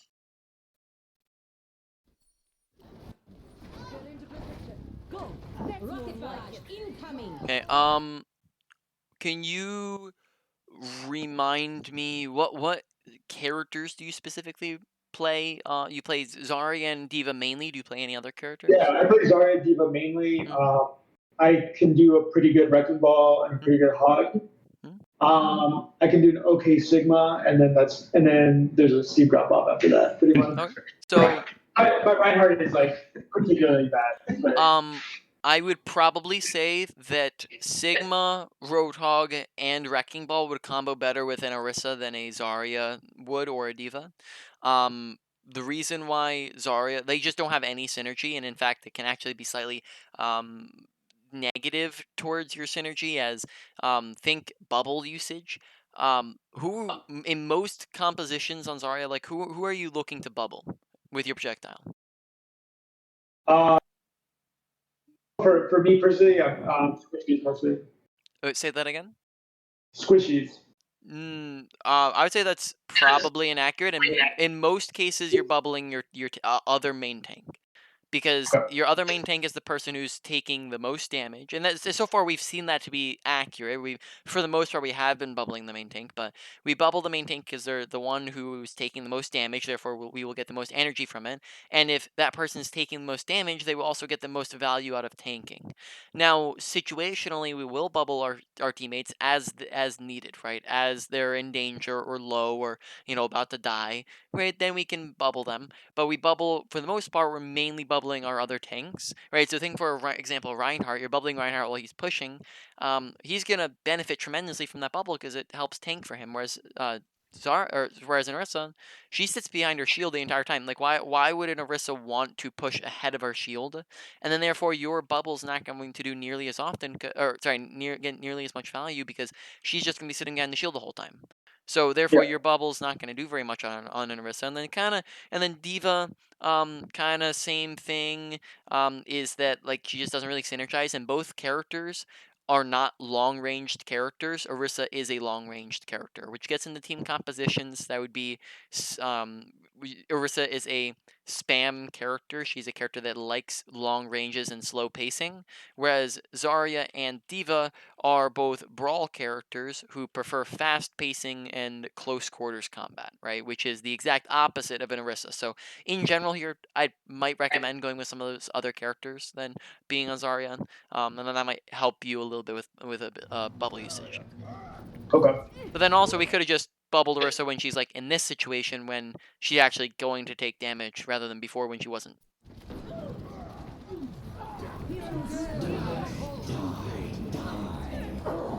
Okay, very nice. Send this. Okay, notice we just kind of were left clicking nothing there again. Barriers on you. Maximum charge. Ready for battle. Okay, so when we are high energy, we are now exclusively using bubbles for tanking. We no longer need energy, and if we were to get energy, we're only getting 5 energy here, right? If we were at 80, we'd only get 20% instead of 40%, right? Yeah. You can at max with a single bubble, you can get 40% energy. If you are above 60, you're now no longer getting your maximum energy from a bubble. So typically I would recommend if you're above a 70 energy, which is usually like your highest range, right? You should basically exclusively be looking to use your bubbles for tanking because you no longer are in dire need of energy. Here, tanking is needed when people are taking damage and when people are low and in danger, right? Here we go for a bubble on Orisa, let's see, what do we do here? Here we bubble Orisa when she is not particularly in need of tanking, when we're already 80 energy, but that one's okay. But then notice this one where like there's a single Lucio who's not even looking at us, and we're 95 energy and we bubble, right? Yeah. Yeah. Shooting at nothing again. Make sure that we are aiming, and then gets into crosshair placement with you as well, is aim in the direction of people and don't be shooting when you're not in the direction of people. We've seen a lot of instances where we're just kind of shooting at nothing in particular, right? Like right here, we're shooting into the wall. Right here, we're shooting into the floor. We keep holding it down, and then we right click into the floor, right? Good bubble. That was a timer. That was a timer as needed. Okay. Here we should probably be looking to good touch point. Good idea. This is not your time. This will heal you. This would probably be outside of the range that you're like the 15-meter range. Yep. So yeah, at the moment, like you said, we're very much outside of that range, and we constantly play at that. So we might want to be getting a little bit more closer. So for example, here, I probably say it would be a good idea to stay on this off angle that we're at, and then we probably could have looked. So right now, I would probably say that we can once they beat. We're not going to do anything, so we can turn around, maybe bubble, pressure ball a little bit, but then we probably want to come back on this flank and look for a grab, right?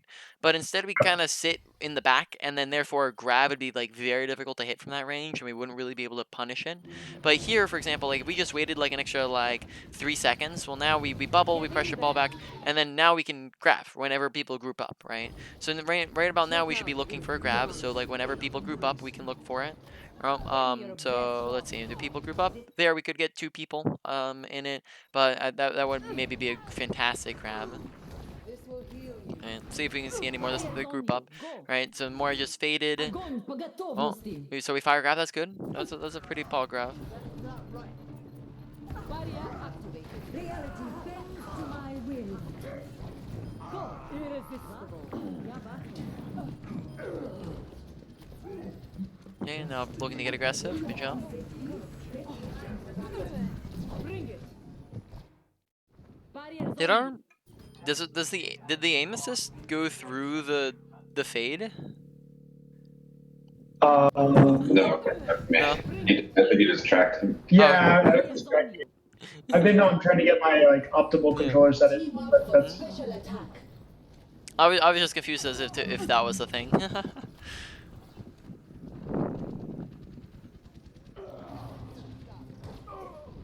balance shifts in my favor. Hello. Much Okay. better. Again, in between fights, spam as much as you can. Just fire and right click, right click, right click. Get your energy up. Maintain your energy in between fights. Don't just let it dwindle. Because here, notice how we start off the end of the fight, right? The end of the fight, we're at 82. The fight ended and we're at 80, right? But because we don't push up and use our bubbles, now it just dwindles to where by the time the fight's beginning, right, and we're actually doing things, well, now we're at 60, and then we're, it goes even further. Now we're at 50, and now we're at 30, right?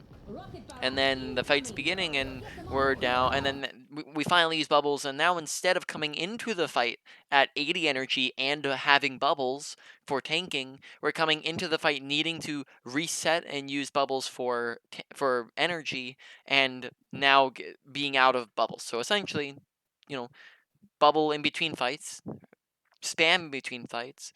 There's a lot of time wasted during that time. In between fights is going to make up like almost 20 seconds, like in between every single fight, right? Like during this time, we had plenty of time, right? Like just look here, right? From the end of the fight, that 80%, right? We can go forwards 1, 2, 3, 4, 5 before the beginning of the next fight. So that was basically like 25-ish seconds, potentially even like close to 30 seconds of time that we just basically didn't do anything, right? Where we didn't get maintain bubble energy, we weren't shooting, we weren't getting ult charge. So use that time because that really adds up, right? That's 20 seconds a fight per fight every single game you're in where you're doing things, right? That's gonna really add up, I promise you.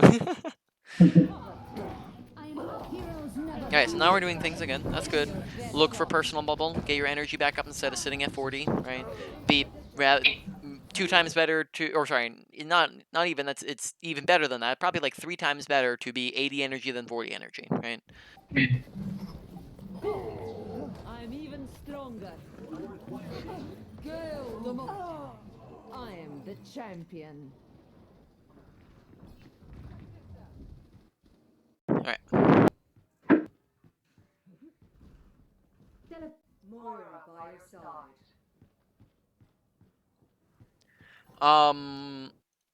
Okay, maybe we'll go over that when we go to the training range.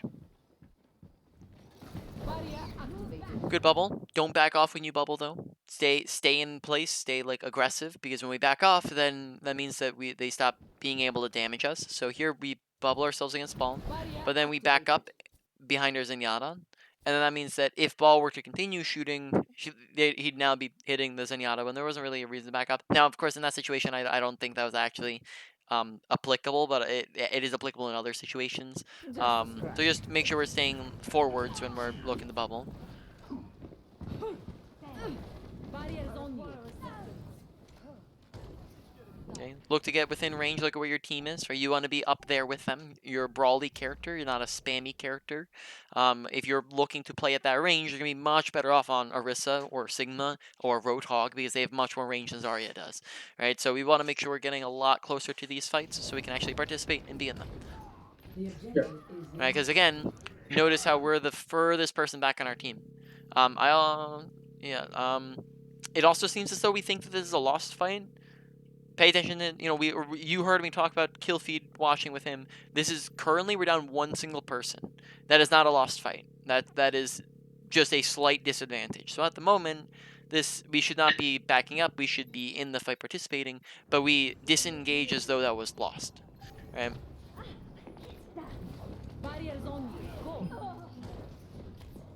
Go. Oh, back up. He's like 1 HP there, right? So it, as you see, we even pulled the fight back around, but our team did that, right? We were just kind of sitting there. No, no, no. Yeah. Right, Yeah. looking to use our bubbles again there. Yeah. Again, notice how we are a tank. Tanks stand in front of the team, right? Not behind the team. So positioning wise, again, we should be ahead of these guys, not behind them, right? So positioning wise, be up here, and also we're putting ourselves yet again, even though it's a 1, 2, 3, 4, 5 versus a 1, 2, 3, 4. At the moment, we have an advantage. We are at an advantage in this fight, potentially even-ish, right? I'd say we're even-ish because Ash could be dead here in a moment, but we, as of the current moment, are pretty equal or at an advantage, and we're again backing up as if it's lost, right? So we need to understand when we're winning or losing, and watching kill feed and paying attention to the flow of the fight, because again, being down one single person doesn't mean that we've lost, right? And in fact, here we're up a person, right? So we need to pay attention to the flow of the fight, and again, we're backing up as if we're playing a sniper, and when Zarya is very much the opposite of a sniper. Yeah. El enemigo está aquí. Get in there. Pretty nice bubble. This will restore I'm out you. of here. I might need this later. You are advised to move behind my barrier. Yeah, right now we're just, we want to get number one priority would be energy, so we're just looking for bubbles to be out there doing things. Oh, nice tracking. Ready for some reason I keep you around. You're covered. Oh, unfortunate. Okay, get aggressive. You have invincibility for a couple seconds. Bubbling her before she really turned that corner, so nobody could really see her, right? Like just look at that kind of line of sight nobody's looking at or shooting her for the moment being. She does push forwards into it, but people were not looking at it, right, just a couple seconds ago. So the bubble her after she turns the corner, not before she does. Or save bubble for like that, where she's about to get melted. Okay, if we're looking for energy, run into those mines, right? That's an easy way to get energy with our bubbles. Again, just noting we're going to be even if we decided to participate in the fight, which we haven't been in a lot of these fights.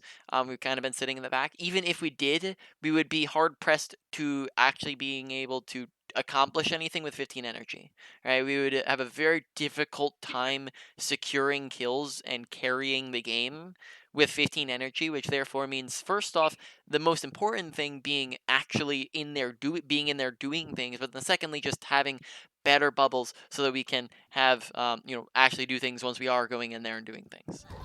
Yeah.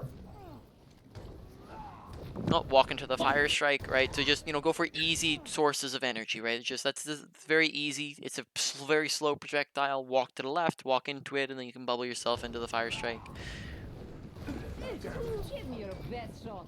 Notice again how we bubble and then we back off, so that we bubble but then don't get any energy from it because we back away from the damage.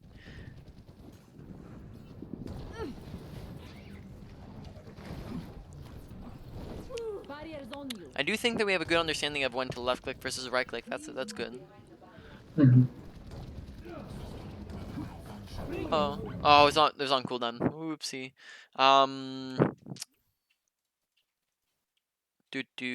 So in general, I'm noticing a lot of the times, man. Both. I think you typically, Akaska, you end up following him around.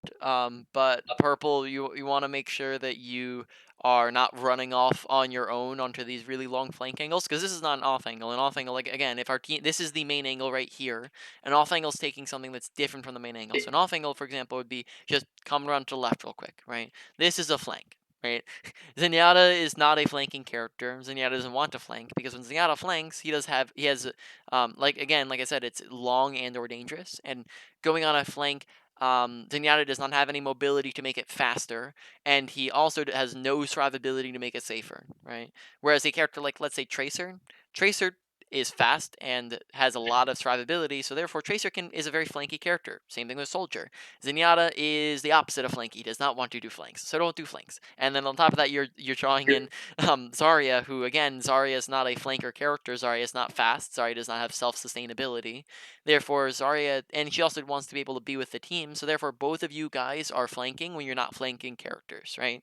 There's certain characters that can flank, and there's certain situations where characters can flank, but you two should almost never be flanking on Zarya and Zenyatta. That's more like it.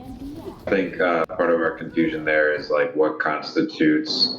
I mean, up until you explained it, what Yeah. constitutes a flank versus an off angle, Yeah. right? Because in my mind, I totally thought that was an off angle, and that's why I think I called him over there again. Yep. But I know what you're saying. Yeah, and sometimes and when it like I said, it's fast and safe, right? Like this is not very different, but it's just getting a different angle. Or for example, right, this would be like point, right? Let's say our team is coming down this, and this is the main angle. This is where the majority of our team and their team are focusing. And off angle would just be, walking to the left real quick, or walking to the right real quick, right? Or if the most of our team is going down main, an off angle would be just like peeking through this room real quick, right? That's off angling. Flanking is this is the main angle, and flanking is walking all the way around until we're over here, right? That's a flank, right? So just understanding that difference is pretty important, right? So we want to pay attention. Oh, wrong character.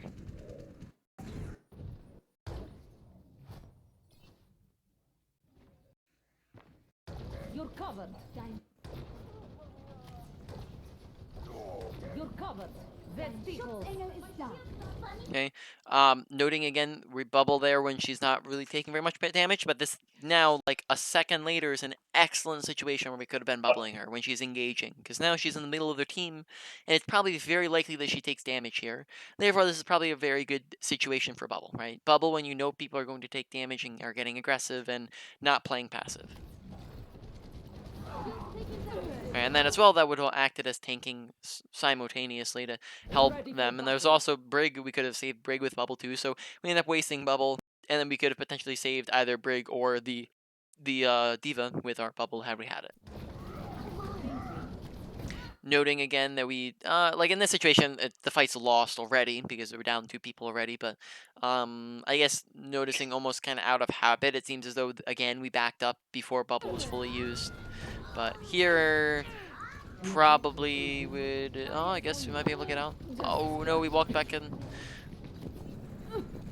Give me your best Right. shot. I'd probably say look to get out just a little bit sooner, because I'd say at a high rank, they're going to be better at punishing you for that, right? Yeah. They're going to push you sooner, and therefore they could probably... I would say in that instance, you probably would have died because you stuck around too long. So as soon as you saw that fight was lost, I'd just be full backing, right? Yeah. Get in Oh, there. good bubble.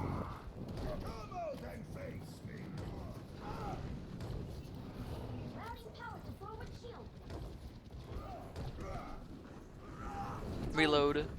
So we're not sitting in half. Barrier's on you. Go, barrier. Good bubbles. Maximum charge. Maximum charge. Alright. You could have been a contender.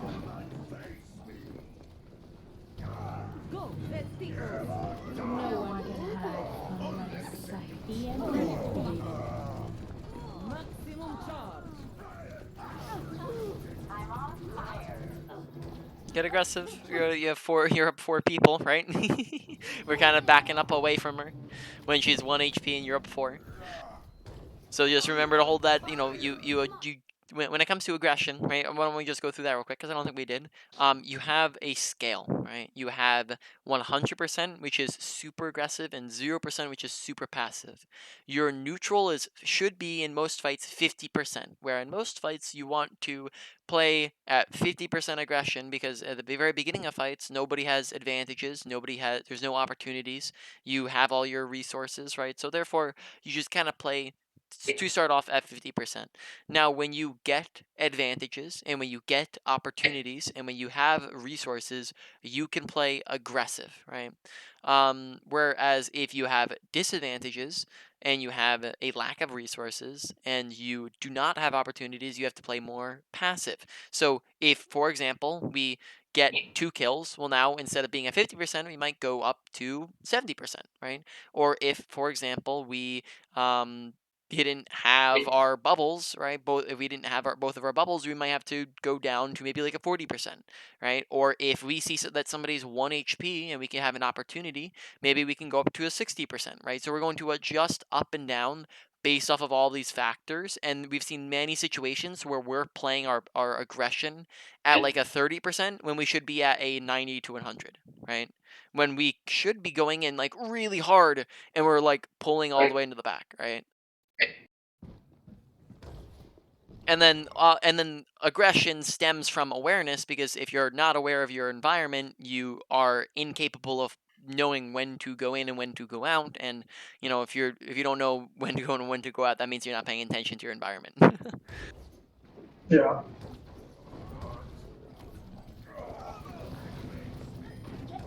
Weak Okay. mind, big body. Good job. Yep, the bubbles definitely seem like I was saying, just kind of seem naturally better when we're playing with a pick that's good with Zarya. So here Reinhardt is a good pick with Zarya, and therefore you just see naturally how you're getting more energy out of your bubbles. And then also at the same time, we also are having better bubbles, because before we would like bubble the Orisa when she was just sitting behind her shield and no one was on top of her, right?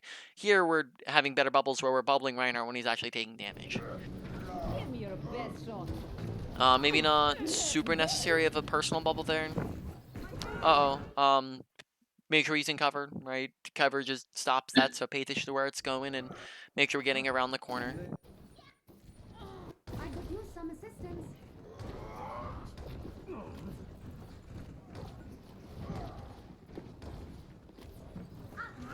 Sit down.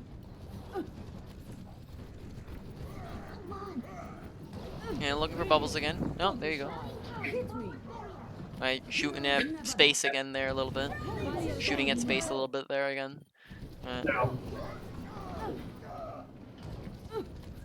Alright, looking for... No, never mind, we lost. Yeah, looking at a major advantage here, yeah. Let's see, what do we do with our graph here? Oh, I think we're... Ready for Oh, this was a bad grab. The D-bet ate it. Yeah.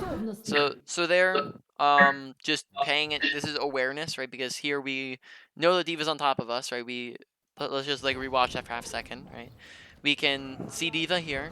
We see her shooting at us. When she shoots at us, we can see the damage indication from right next to our crosshair. You can see we're being damaged from the right. We can hear her shooting. We see her boop us.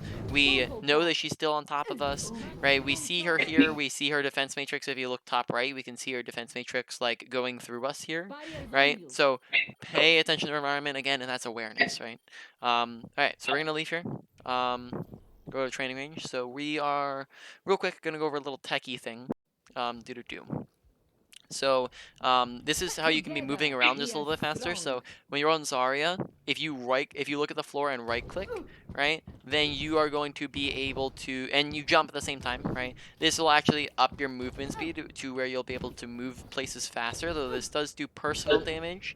So you don't want to go below your 200 HP of shields. Shields being, if you're unfamiliar with the concept, recharge over time when you're not in combat. So as you see, I just recharged that up. So if you're trying to, for example, walk back from spawn, you can just right-click the floor while jumping, and then once we start to get a little bit closer to the fight, we can let our health recharge, right? And that way we just get back a little bit faster. That makes sense? Yep.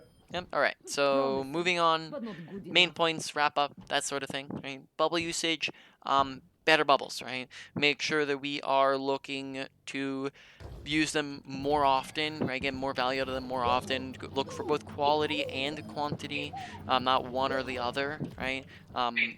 Speaking on quantity, just get them out there off cooldowns. Quality wise, make sure we're not bubbling ourselves and then backing up around the corner. Make sure that when we're bubbling ourselves and others, it's when people are actually damaging them and doing things. When we're above 80%, or sorry, 70% on energy, look for pure tanking bubbles instead of just energy bubbles. Make sure that when we're low, our number one priority is getting high energy, because that's how we actually do things. Okay, and that's mainly it. Overall, probably, I'm trying to think of where to put this. probably say like a medium-high priority for you to work on. Right? Ultimate usage, make sure we're paying attention to D.Va so she doesn't eat it. Make sure, besides that, there wasn't a ton else. Look to get as many people in as possible. That's pretty much it, right? Don't hold on to it. But besides that, there wasn't a ton that we talked about it on. So overall, why don't we put that one at probably like a low to medium priority, not a ton to work on that we've seen at least. Mechanics, make sure that we are, let's see. I think we understood when to left click versus right click. Mechanics honestly seem pretty fine. There were sometimes, oh yeah, don't like randomly shoot into space. You would like do this sometimes, like you just like be shooting at absolutely nothing. So make sure we're not doing that. When you can't see people and shoot at people, stop shooting and in fact use that time to reload. Make sure we're reloading when there's nothing else to do. And then that's pretty much it within. Oh, sorry. Big major one here. Actions per minute. Almost forgot about that one. Do things with your time. Don't be inactive, right? This is probably the biggest one, and honestly, like those other tiny things, I'm not even gonna include them, but I'm just gonna call this category. I'm gonna shift it over from calling it mechanics to just calling it actions per minute, right? So that you understand that it's mainly this one. Do things with your time. Don't just sit around doing nothing, right? Because during our gameplay, during that that gameplay, we spent minutes of gameplay, right? Minutes of gameplay just sitting there, right? Not really participating.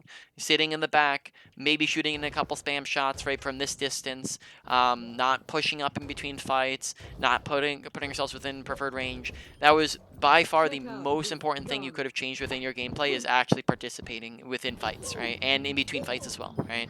So overall, that one goes to a high priority if you're doing things, actions per minute, right? Now moving on, you have positioning. Make sure that we are using cover. Make sure that you're taking high grounds. Those weren't very major. Make sure the big one though within positioning is your range, right? You have a 15-meter range on your beam, right? That means that if we're standing like right here, we hit them, now we can't, right? So stay within that range. That's your preferred range. That way we can actually do consistent damage. Whereas the majority of the time we play like a sniper and we would like play like this far away from the fight, right? Or this far away from the fight, where we had to just lob in right clicks and do very inaccurate, inconsistent damage, right? Get closer, be your preferred range. Though of course there are situations where you play further, like when you can't be closer, but that's not most situations, right?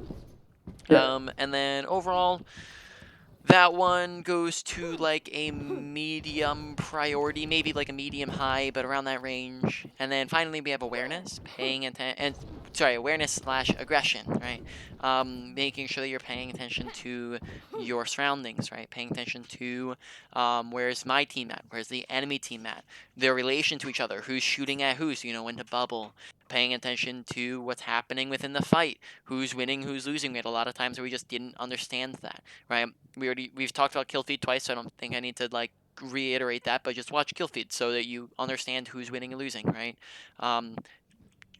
Watch your aggression meter, right? Scale up, scale down with advantages, disadvantages, opportunities, lack of opportunities, and resources and lack of resources, right? So therefore, right? There were a lot of times where we should have been at 100% when we were at 30%, right? Or we should have been at 30% when we were a little bit too aggressive, right? When we should have backed up and gone out, where maybe like we should have been at like, or maybe it was more like we should have been at 10% and we stayed in and we're at like 60%, right? Or something of that sort. So be better at that one, right? And then see, audio awareness, pay attention to your audio, and then that's about it within awareness and aggression. Overall, that one was a medium high as well, priority. So overall, let's put that in order real quick. Number one thing was actions per minute. Number two was probably going to be your bubble usage. 3 was going to be our awareness slash aggression. 4 was our positioning, and then 5 was our ultimate usage, not really being on the radar in comparison to the other ones. Right, but definitely would come up in the future once you get better at the other ones. Any questions on anything we've gone over? Or just anything else in general? No, I think that was it for me. Well, I mean, I suppose out of curiosity, when will this be up on your YouTube? Yeah, so that I'll have this linked to you in about like 5 minutes or so, and then it'll take about 2 hours to finish uploading-ish, somewhere around that. That's great. Yeah, so besides that, let me stop the